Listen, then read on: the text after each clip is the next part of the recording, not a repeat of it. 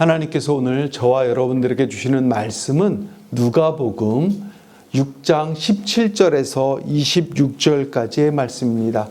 제가 가진 성경 신약 98쪽에 있습니다. 모두 일어서셔서 한 절씩 교독하도록 하겠습니다. 제가 먼저 봉독합니다. 예수께서 그들과 함께 내려오사 평지에 서시니 그 제자의 많은 무리와 예수의 말씀도 듣고 병 고침을 받으려고 유대 사방과 예루살렘과 두로와 시돈의 해안으로부터 온 많은 백성도 있더라. 온 무리가 예수를 만지려고 힘쓰니 이는 능력이 예수께로부터 나와서 모든 사람을 낫게 함이로라.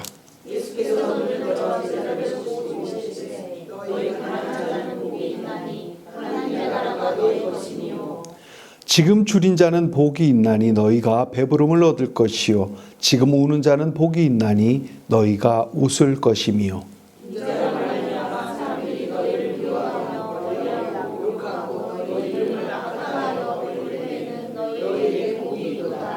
그날에 기뻐하고 뛰놀라 하늘에서 너희 상이 큼이라 그들의 조상들이 선지자들에게 이와 같이 하였느니라.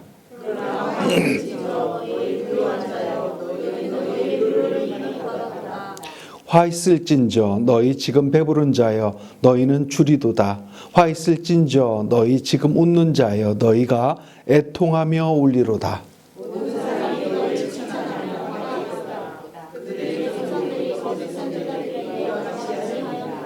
아멘. 이것은 살아계신 하나님의 말씀입니다. 앉아주시겠습니다. 할렐루야.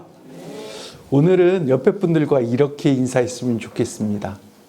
행복하세요. 그렇습니다. 행복. 너무 우리에게 듣기만 해도 가슴 설레이는 말, 그리고 따뜻해지는 말, 그 말이 행복입니다. 그래서 여러분들이 늘 행복하기를 그렇게 기도합니다. 마태복음에 보면 5장에서 7장 이렇게 그 동안에 나오는 말씀이 오늘 말씀과 비슷합니다. 그래서 그거를 우리는 산상수훈이다라고 또는 산상설교다라고 이렇게 부릅니다. 그런데 오늘 말씀도 산상수훈, 산상설교와 굉장히 유사합니다. 그런데 오늘은 이상하게 산 위가 아니라 평지에 서시니라고 말씀하셔서 사람들은 평지설교다라고 이렇게 말씀을 합니다. 그렇습니다. 우리는 산인지 평지인지 모르지만 우리가 느낄 수 있는 것은 또 우리가 알 수 있는 것은 말씀이 굉장히 두 개가 비슷하다라는 것을 우리는 익히 알고 있습니다. 그래서 오늘 말씀이 정말 산상설교와 아니 평지에서 말씀하신 오늘 이 설교와 다른 것일까라는 어떤 이런 생각을 해볼 수 있습니다.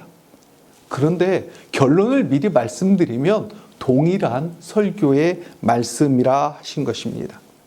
산상설교라고 하면 우리가 생각하는 산은 이런 높은 산을 생각합니다.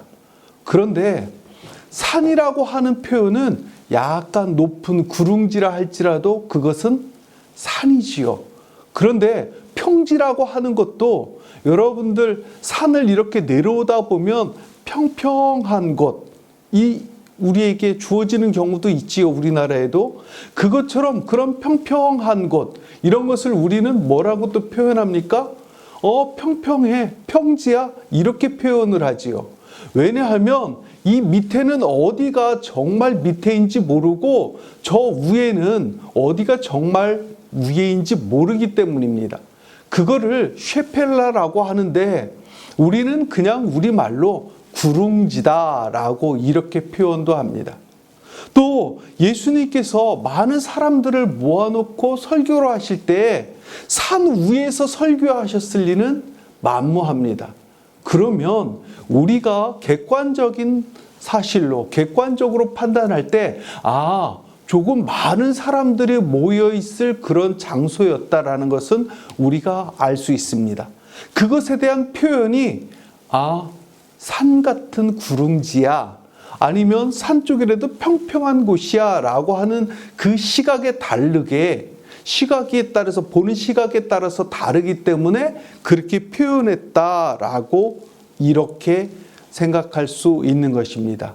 그러니까 결론은 산상설교와 평지설교는 보는 시각에 따라서 다르지 결과적으로 내용은 비슷하다, 아니 같은 설교다라고 이렇게 될 수 있습니다.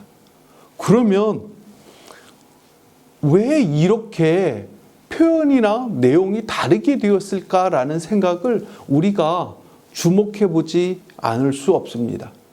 마태복음은 어떤 사람들을 위해서 쓰여졌습니까?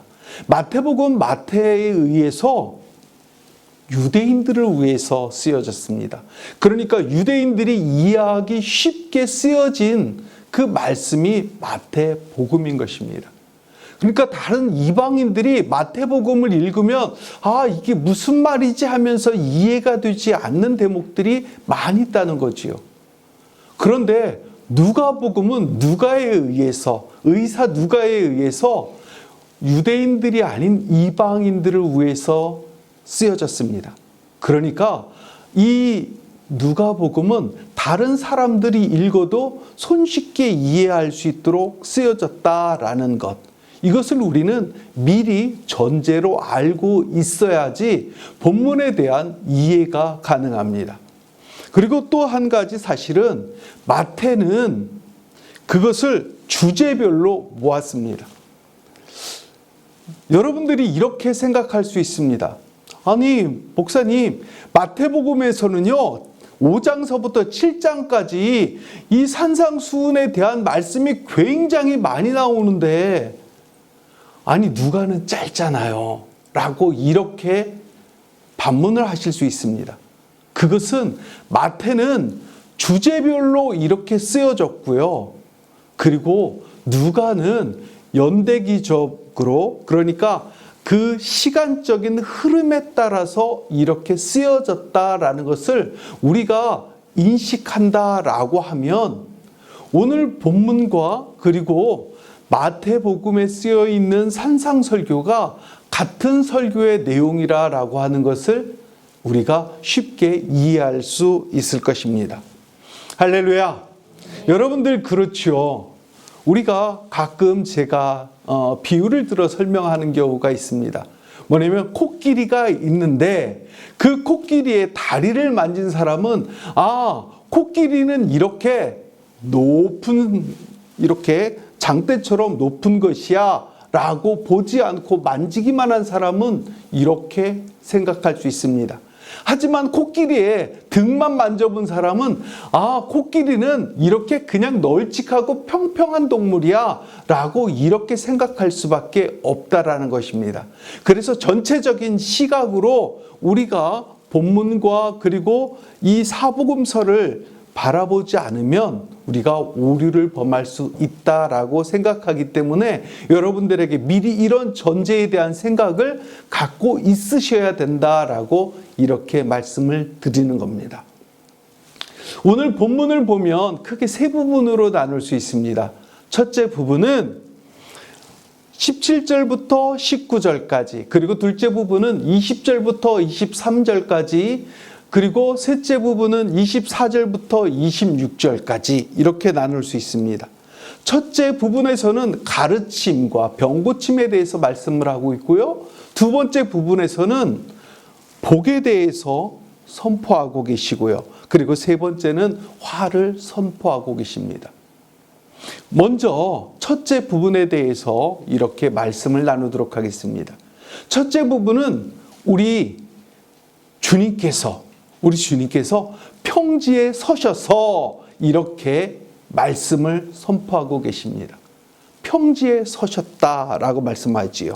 우리 17절 말씀을 한 목소리로 봉독하도록 하겠습니다. 시작.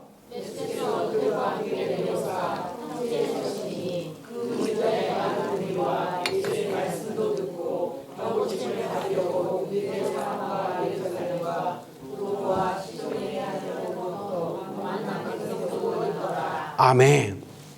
우리 주님께서 공생애를 시작하셨습니다. 그리고 이스라엘뿐만이 아니라 그 소문이나 어떤 이런 것들은 이방까지도, 그러니까 이스라엘 내 유대 지방뿐만이 아니라 사마리아와 두로 여러 군데에 이렇게 널리 전해졌다라고 하는 것입니다. 그래서 이 사람들은 가르침을 얻기 위해서, 병고침을 얻기 위해서, 그래서 우리 주님께 나왔는데 그때 자리가 누가가 볼 때 평지였다라고 이렇게 말씀을 하고 있는 것입니다.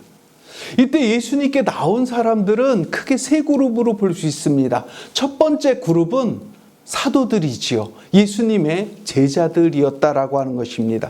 그리고 제자의 많은 무리라고 합니다.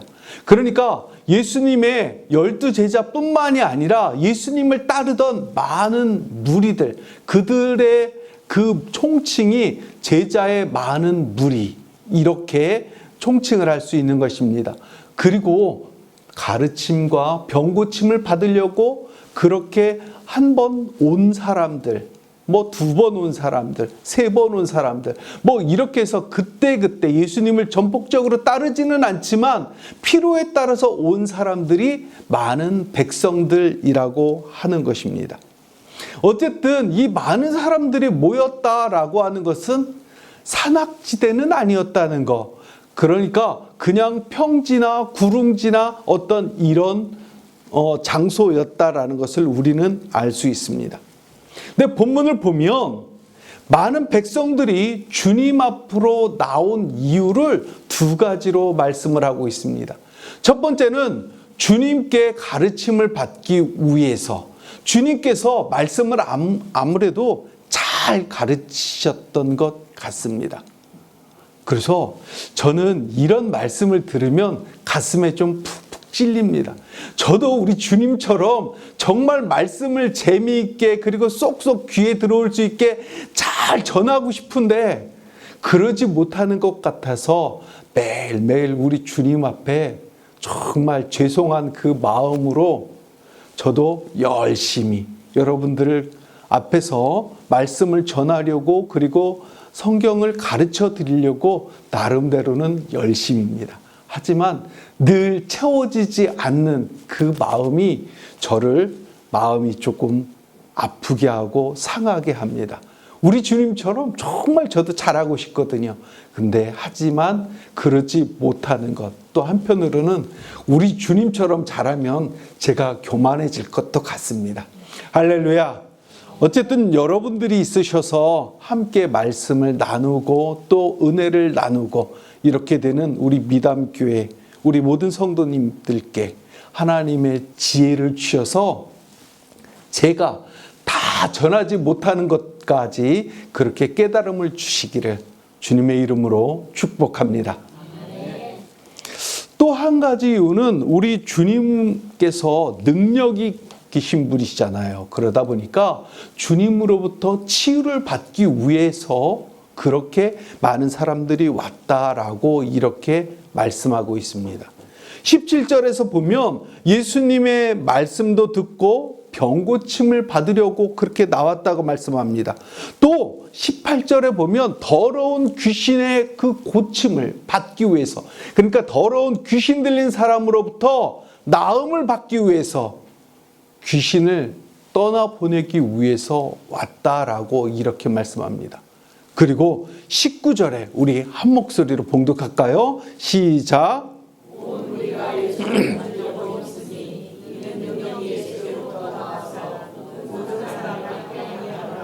아멘. 그렇습니다.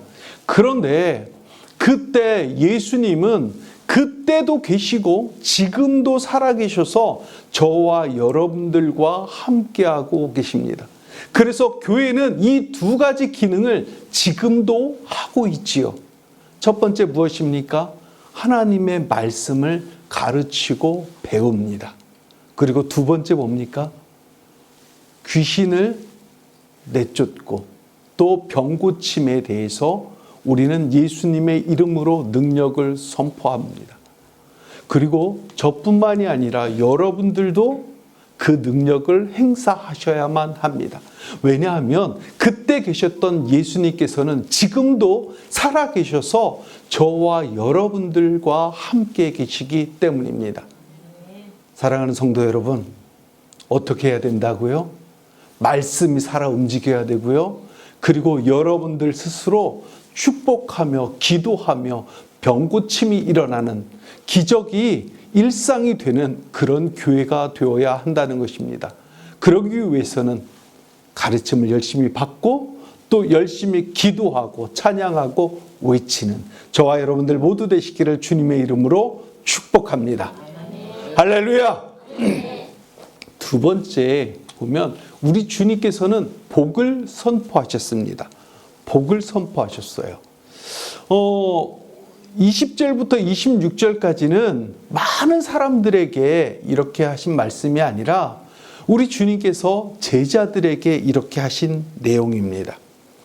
그런데 보통 사람들에게 말하는 어떤 보통 사람들이 이야기하는 그 내용과 전혀 다른 말씀을 하고 계십니다. 우리 20절부터 22절까지 한 목소리로 봉독하도록 하겠습니다. 시작.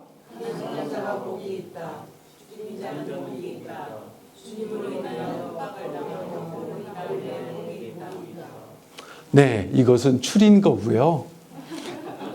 그래도 자, 그러면 다시 크게 이렇게 딱 요약한 것을 한 목소리로 봉독하도록 하겠습니다. 시작.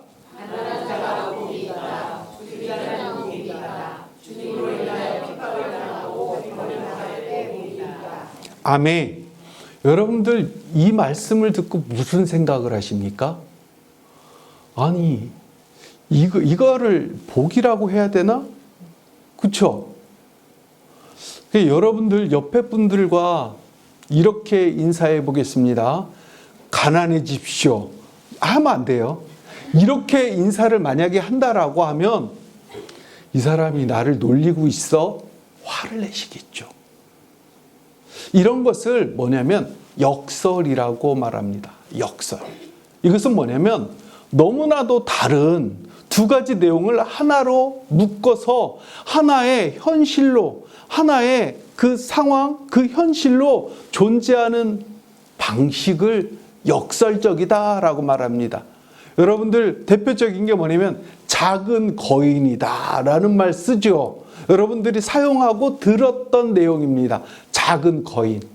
거인이 작을 수 있습니까? 거인이 작다라고 표현하는 것은 그거는 이상한 말이죠. 그걸 우리는 역설적이다라고 말합니다.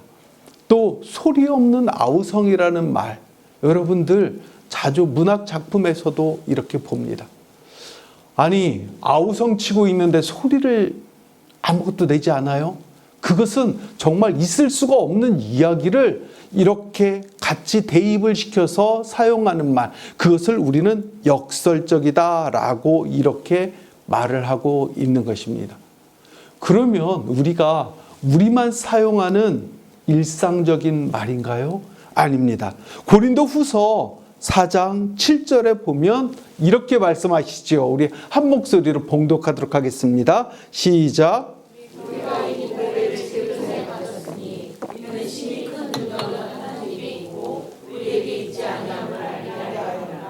아멘. 그렇습니다. 여기서 뭐라고 말씀하십니까? 이 보배를 질그릇에 가졌다라고요. 보배를 질그릇에 담아놓는 사람은 없습니다. 여러분들 귀한 다이아몬드 같은 어떤 귀한 거 있지 않습니까? 이런 걸 귀한 옥합이나 이런 데다가 담아놓지, 여러분들 그런 거를 흙으로 만든 그런 것에다가 막 집어넣지 않지요. 이런 것들을 역설이라고 말을 합니다. 그러고 보면 저와 여러분들은 우리가 표현을 하지 않지만 역설적인 표현이나 이런 것을 일상에서 많이 사용하고 있는 것이지요. 그래서 우리는 이 역설의 의미는 우리가 생각하면서 조금 많이 생각해야 되지만 많이 표현하고 사용하고 있는 것을 알 수 있습니다. 마태복음 5장 3절을 보면, 그러니까 산상설교를 보면 이렇게 말씀하십니다. 심령이 가난한 자는 복이 있나니.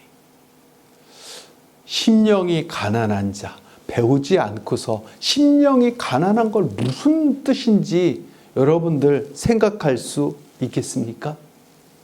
그런데 20절을 보면 그냥 가난한 자, 오늘 본문 20절을 보면 심령이 가난한 자가 아니라 그냥 심령이를 빼고 가난한 자, 이렇게 말씀하고 있습니다.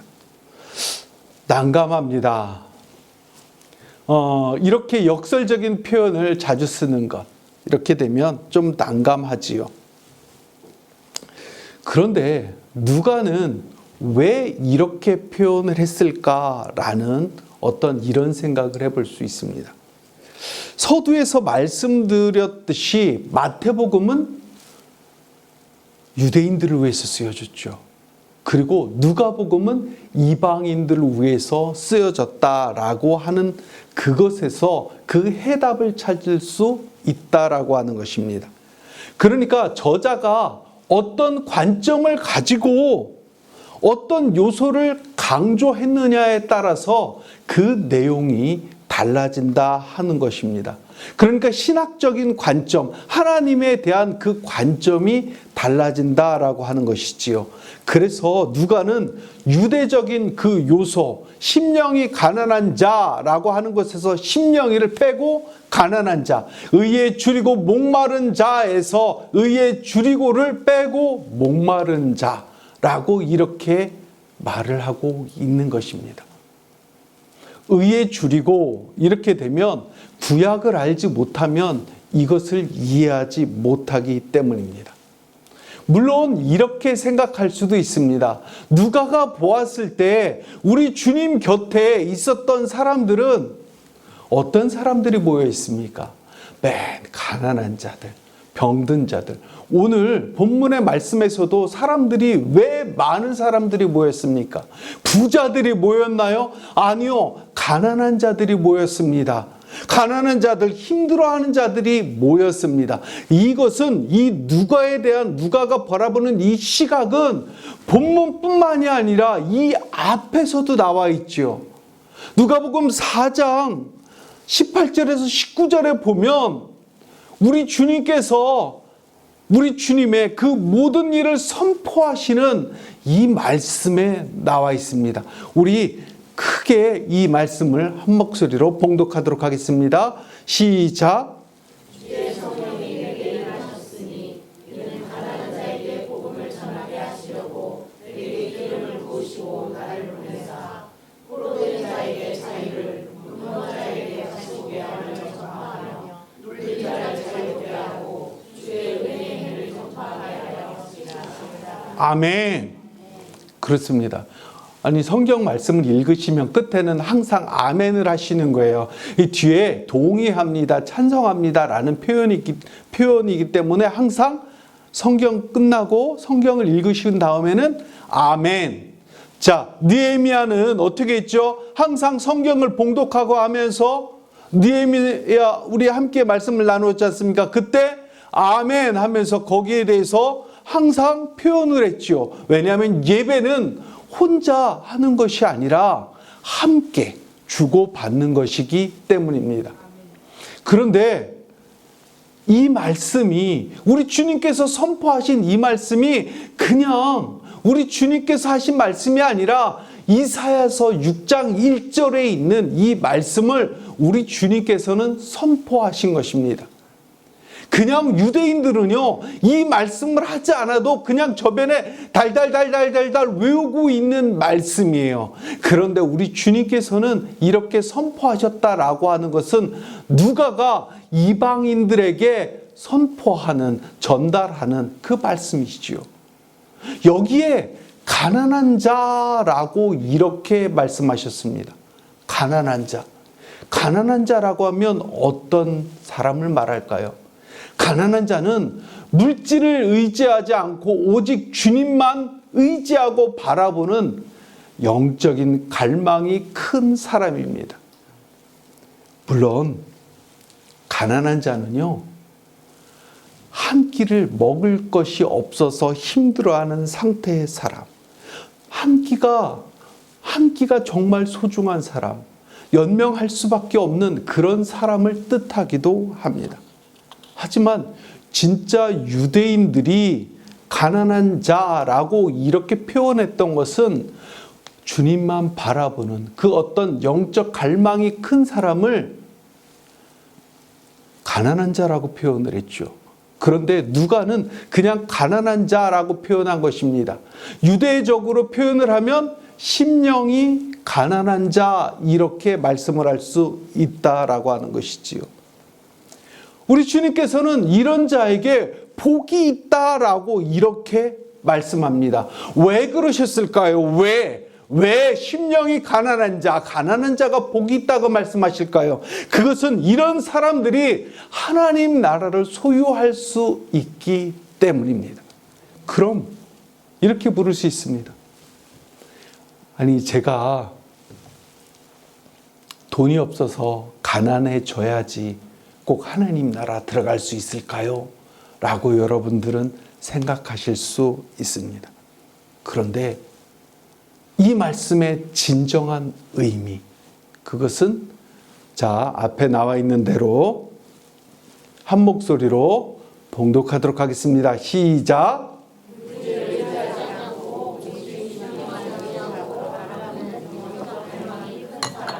아멘.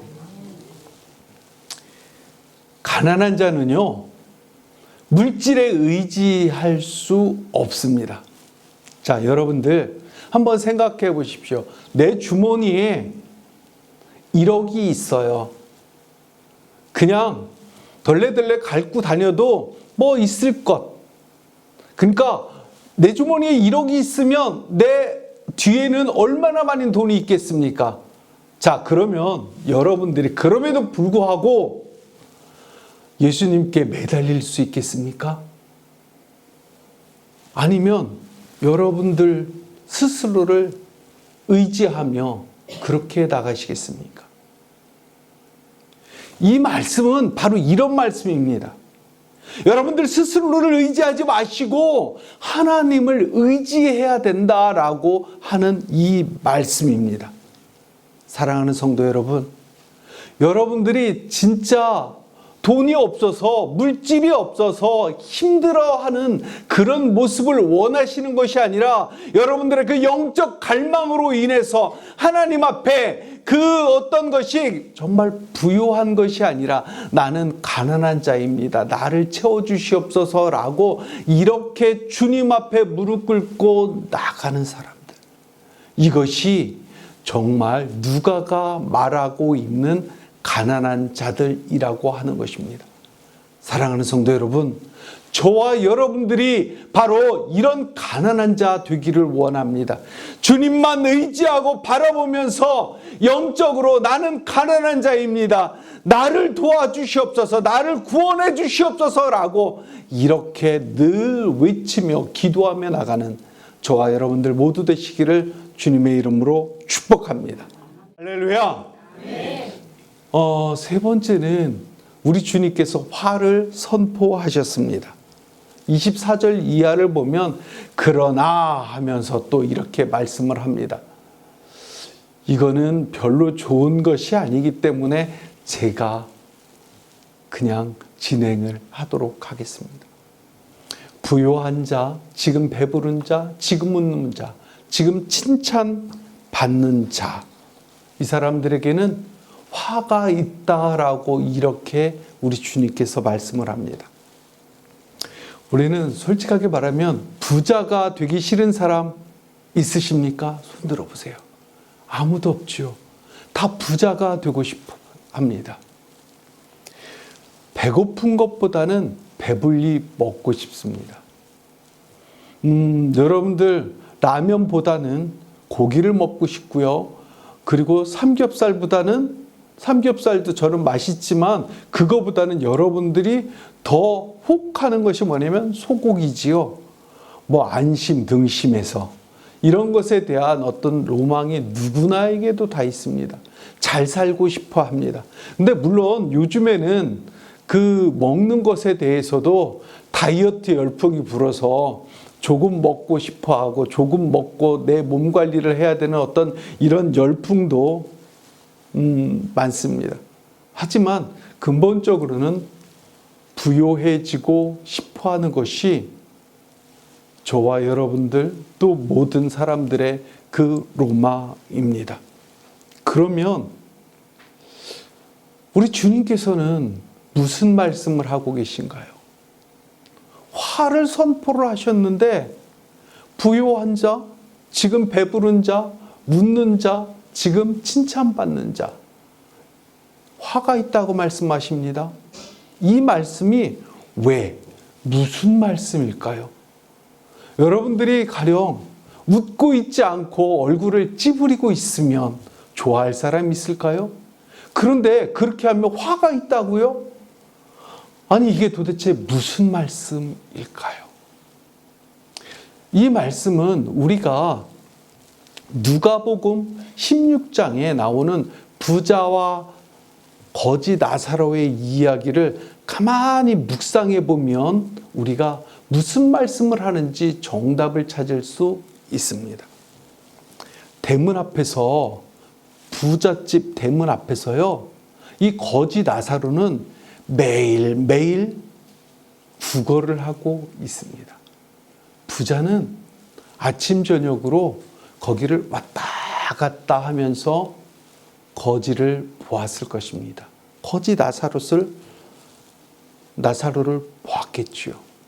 그런데 부자는 어떻게 했습니까? 거지 나사로를 투명인간 취급했지요. 돌보지 아니하였다라고 하는 것입니다. 그러니까 우리 주님께서 말씀하시는 그 화 있는 자, 화를 받는 자, 이 사람은요, 바로 이 부자를 이야기하는 것입니다. 무슨 말씀이냐면, 복은 완전한 자, 많이 가진 자가 복이 있는 것이 아니라 부족함을 더 많이 깨닫는 자에게 주어진다라고 하는 것입니다.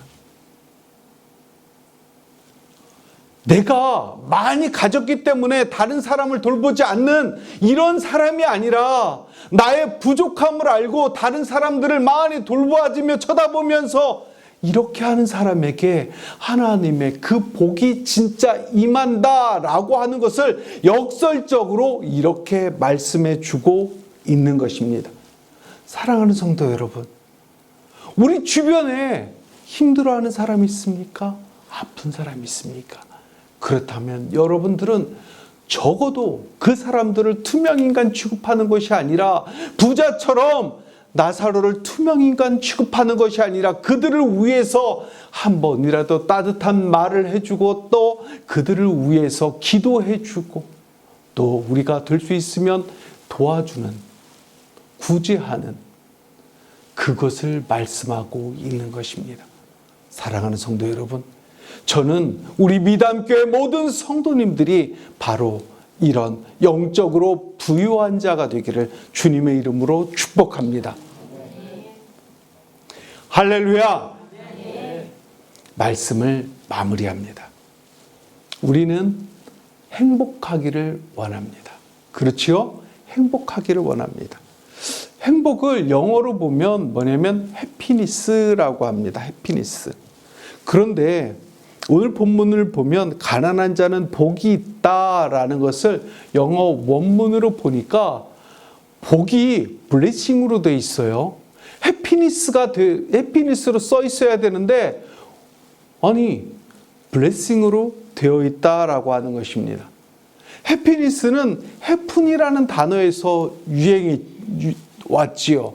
해픈은 우연히 뭐 하다라고 하는 뜻입니다. 행운, 이렇게 생각하면 맞습니다. 그런데 오늘 본문에 쓰여진 이 블레싱은, 복이라고 하는 이 단어는 뭐냐면 블레드에서 같은 어원을 지니고 있는데 이것은 피 흘리다죠.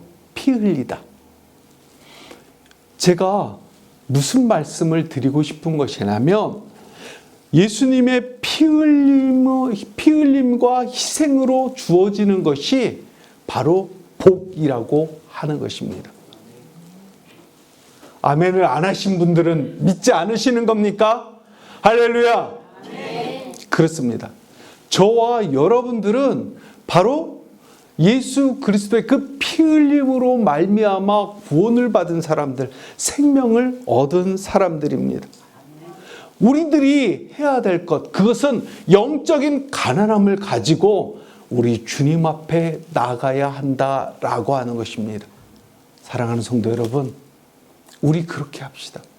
우리 주님 안에서 풍성해지고 부유합시다. 내가 가지고 내가 풍성하게 되고 내가가 아니라 우리 주님 안에서, 예수 그리스도 안에서 진정한 참 행복을 찾아가면서 부유함을 갖는 저와 여러분들 모두 되시기를 주님의 이름으로 축복합니다. 기도하겠습니다.